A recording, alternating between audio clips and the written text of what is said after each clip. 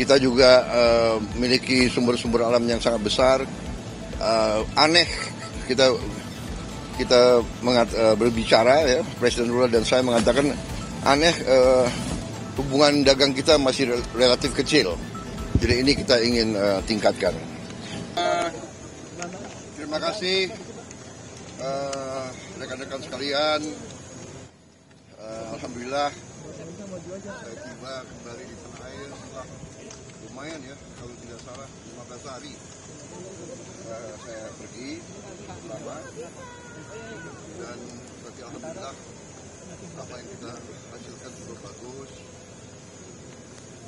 Saya hadir di BRICS di Rio de Janeiro, kemudian sebelumnya saya kunjungan kenegaraan ke Arab Saudi, ketemu pimpinan Arab Saudi, Putra Mahkota, Perdana Menteri dan pimpinannya sangat bagus, hasilnya produktif. Anda sendiri dengar pengumuman mereka, ya, bukan pengumuman kita, pengumuman mereka. Mereka juga menilai sangat berhasil. Banyak kemajuan yang kita capai di beberapa bidang. Mereka tingkatkan investasi di Indonesia. Kemudian saya juga membahas, saya mengajukan bahwa Indonesia ingin membangun perkampungan haji yang permanen di situ. Secara prinsip mereka tidak keberatan, tapi tentunya akan dilakukan persiapan-persiapan perencanaan teknis. Saya sudah diberitahu rencana-rencananya, mudah-mudahan lancar.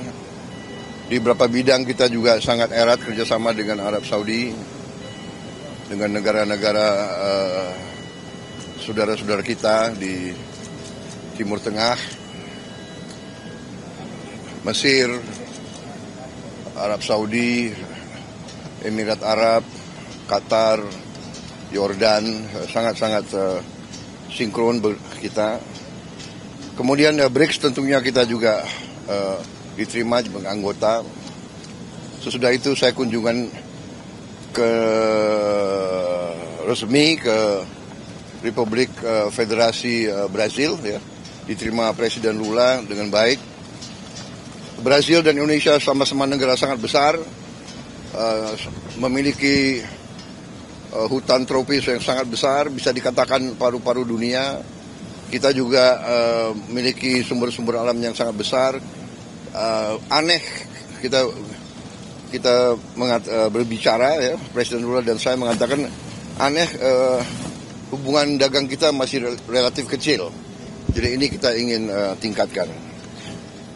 Yang di Inggris saya ketemu beberapa pejabat secara informal, tapi kita lobby, kita bahas soal Gaza, soal Ukraina, dan sebagainya. Kemudian saya hadir di Brussels, di Uni Eropa. Itu ada terobosan luar biasa.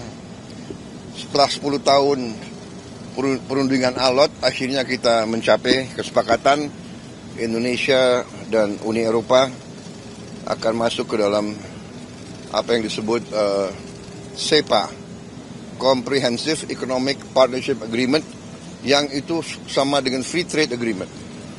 Jadi barang-barang kita bisa masuk Uni Eropa 0% tarif, mereka juga. Jadi kita sangat inilah, ada hubungan simbiosis. Mereka punya teknologi yang bagus, punya sains, punya dana keuangan, kita punya mineral, kita punya komoditas, kita punya pasar. Jadi ini simbiosis. Habis itu saya ke Prancis, kita diberi kehormatan bisa memimpin defile Hari Nasional Prancis. Ini sesuatu yang baru pertama kali dalam sejarah suatu negara dari Asia memimpin defile di Prancis, kehormatan besar. Mereka memandang kita negara yang sangat penting. Saya lakukan juga pembicaraan lama dengan Presiden Macron, membahas banyak masalah, juga cukup sangat produktif. Dan habis itu saya mampir di Belarus, di Minsk. Belarus butuh banyak komunitas dari kita, dan kita juga membahas sama mereka, karena kita butuh untuk pupuk, potash dan sebagainya. Jadi habis itu langsung kembali ke sini. Ya, jadi sekretariat. Oh, ya. Saya bicara dengan Presiden Donald Trump. Ya, alhamdulillah juga penuh dengan alot. Akhirnya ada kesepakatan, kita juga akan istilahnya kita memahami kepentingan mereka memahami kepentingan kita, dan kita sepakati sekarang kalau nggak salah ya tarifnya dari 32 diturunkan jadi 19. Ya, saya tetap nego. Saya katakan beliau ini seorang negosiator yang cukup keras juga gitu. Ya, saya kira itu dari saya. Tapi apakah Indonesia melihat negara Pak? Beberapa barang dari Amerika Pak. Kenapa? Boeing gitu-gitu kalau Presiden Trump bilang. Ya, memang kita kan perlu untuk membesarkan Garuda. Ya, Garuda adalah kebanggaan kita. Garuda adalah flag carrier nasional. Garuda lahir dalam perang kemerdekaan kita. Jadi Garuda harus menjadi lambang Indonesia. Saya bertekad untuk membesarkan Garuda, dan untuk itu ya kita butuh pesawat-pesawat baru, ya. Dan saya kira nggak ada masalah karena kita butuh. Mereka ingin jual pesawat Boeing juga cukup bagus. Kita juga tetap dari Airbus, ya. Jadi akhirnya terjadi pertemuan dua kepentingan. Kita juga butuh, sebagai contoh, kita masih import BBM, kita masih import gas, kita masih perlu import gandum, kita masih perlu import kedelai dan sebagainya. Jadi akhirnya kita bisa dapat suatu titik pertemuan.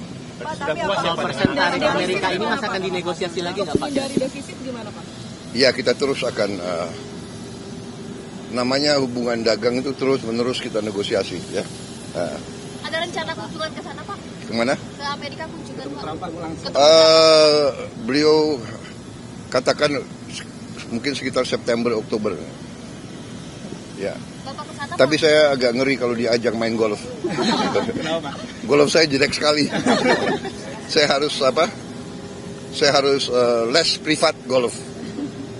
Dulu bagus, sekarang udah nggak bisa lagi. Ya. Hasil pertemuan Oke. ini apakah bagi Indonesia tetap akan menguntungkan dalam jangka panjang Pak, mengingat kita membebaskan pajak Amerika 0% gitu Pak? Semua sudah kita hitung, semua kita berunding, ya.